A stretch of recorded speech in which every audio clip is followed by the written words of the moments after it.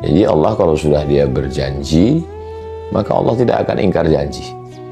Kalau kita merasa kenapa kita belum mendapatkan, jangan salahkan Allah. Kita yang belum cukup syarat untuk mendapatkan janji Allah Subhanahu wa ta'ala. Poin yang pertama, janji tentang kehidupan di dunia ini.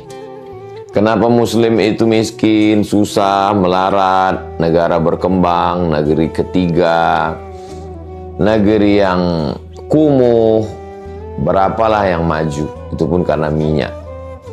Adapun yang lainnya kalau sudah sebut negara Islam itu susah, perang dan lain sebagainya. Maka kita bisa lihat dalam surat An-Nahl ayat 97. A'udzubillahi minasyaitonirrajim. Man 'amila shaliha, siapa yang beramal saleh, min dzakarin aw unsa, laki-laki atau perempuan, wa huwa mu'minun, dia beriman, falanuhyiyannahu hayatan thayyibah, dia akan kami berikan kehidupan yang baik. Jadi kalau kehidupan kita sekarang kurang baik, berarti ada dua kemungkinan. Kemungkinan yang pertama, ya kita tidak beramal soleh. Kemungkinan yang kedua, kita beramal soleh tapi tidak beriman. Makanya selalu bersanding dia, innal insana lafi khusr, manusia itu rugi, illal ladzina amanu, beriman. Setelah itu, wa amilus solihati, amal soleh.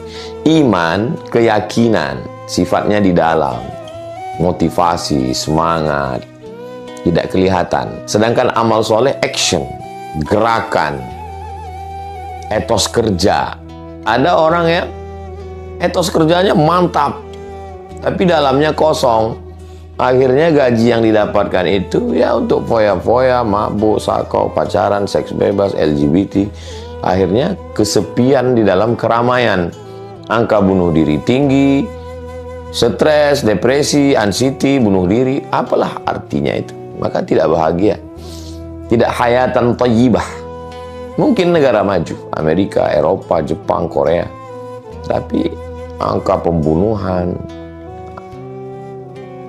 nyetir sambil mabuk, kemudian hidup kesepian, atau kelihatannya beriman, masjidnya, sholatnya, jamaah hajinya, tapi susah. Kenapa? Karena tidak ada etos kerja.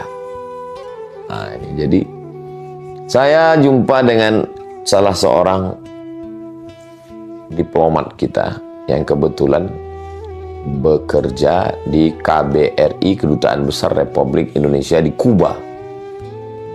Nah, sebelum di sini Ustadz Somad, saya di Kuba katanya.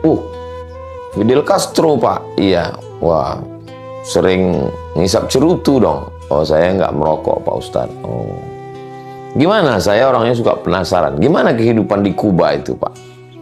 Komunis kan, tidak bertuhan, nggak percaya sama akhirat. Mereka tuh Pak Ustadz ya nggak ada agama. Tapi kita kalau menjalankan agama nggak dilarang. Ada masjid di Kuba, ada Pak Ustadz. Boleh kita melaksanakan ibadah, tapi mereka nggak. Bagi mereka ya hidup, habis itu mati, dia meninggalkan sesuatu, dikuburkan rame, itu orang sudah baik. Apa kesan Bapak selama tegas di Kuba itu? Istri saya melahirkan Ustadz. Saya minta tolong sama dokternya.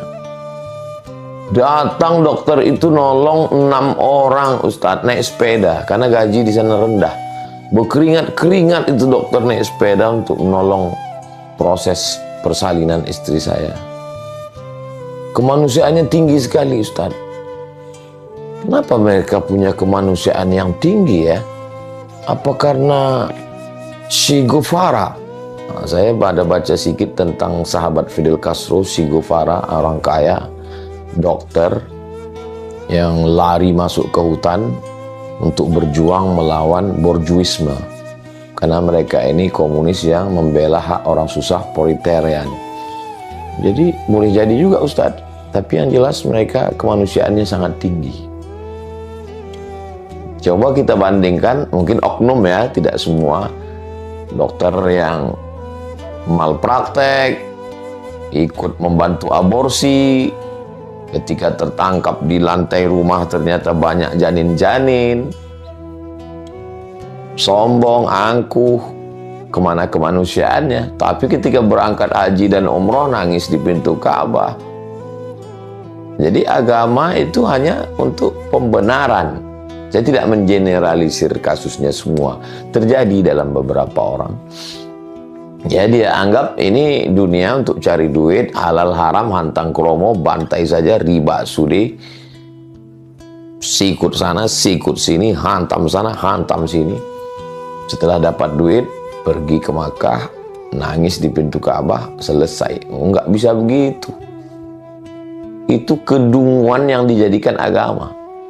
Maka kata Syekh Muhammad Al-Ghazali, saya khawatir ada orang dungu, lalu ketika dia beragama, kedunguannya dijadikannya agama.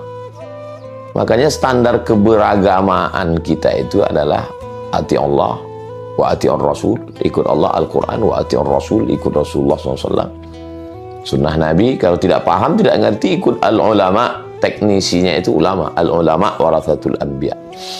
Jadi kalau mau bahagia, syaratnya hidup di dunia ini nggak banyak-banyak. Man amila salihan, amal soleh, min zakarin, laki-laki, au unsa, perempuan, wa huwa mu'minun, beriman kepada Allah. Jadi kalau dia semangat kerja, masuk kantor, disiplin, nggak korupsi, nolong orang, nah itu adalah tidak hanya sekedar kemanusiaan macam orang komunis yang di Kuba, tapi ada kehidupan nanti di akhirat.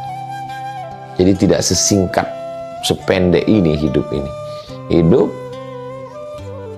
habis itu mati, tidak. Ini hanya sebagai stasiun. Ini hanya perjalanan pendek. Nah, inilah Islam. Nah, ini untuk yang zahirnya. Lalu bagaimana dengan janji Allah untuk yang batinnya? Bisa dilihat dalam surat Ar-Ra'd ayat 28. Ala bidzikrillahi tatmainnul qulub. Dengan banyak berzikir mengingat Allah, hati menjadi tenang. Apa yang paling jahat di badan kita ini? Yang paling jahat di badan kita kolesterol. Apalagi gula, apalagi asam lambung, apalagi asam urat. Bukan.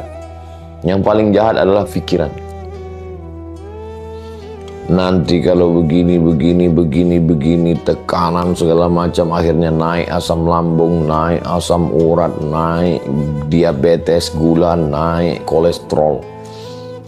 Makanya orang gila sehat. Kenapa orang gila itu sehat? Ya karena dia nggak mikir.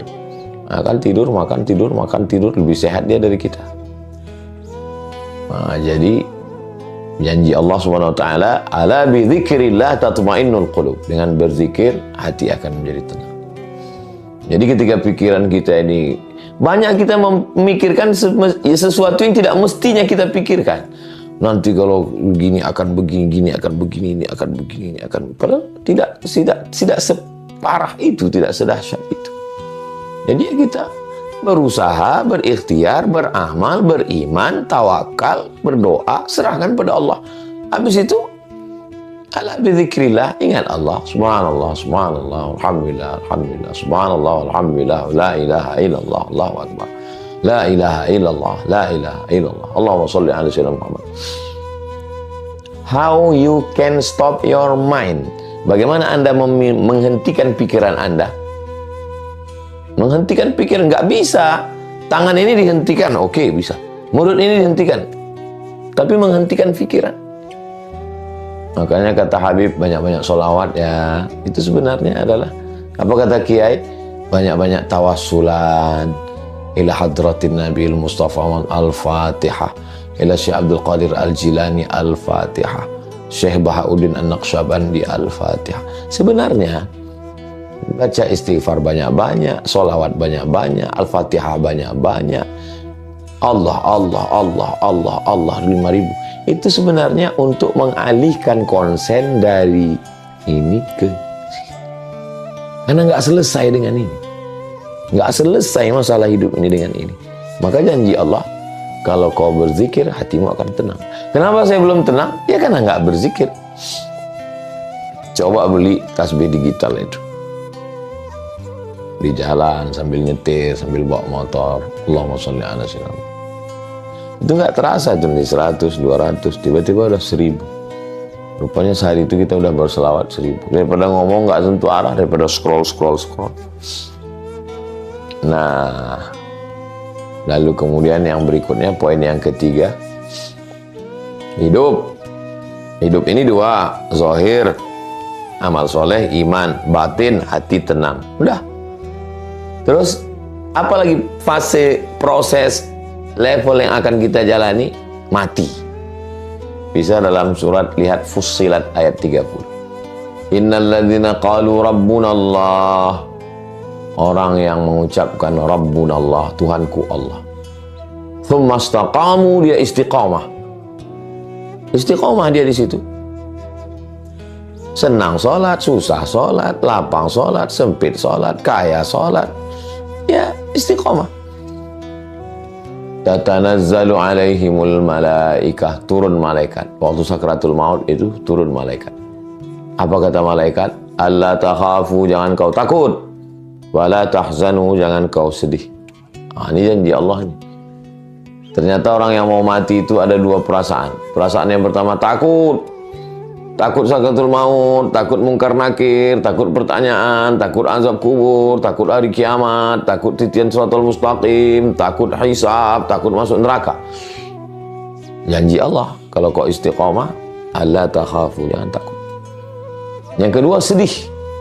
Sedih meninggalkan istri, sedih meninggalkan anak, sedih meninggalkan jamaah, sedih meninggalkan rumah, sedih meninggalkan mobil, motor, harta, kawan-kawan semua. Kata malaikat, wala tahzan. Setelah itu hilang takutnya, hilang sedihnya, ditanamkan kebahagiaan. Wa absyiru, berbahagialah. Wa absyiru bil jannati allati kuntum tu'adun. Berbahagialah engkau mendapatkan surga yang dijanjikan Allah Subhanahu wa ta'ala.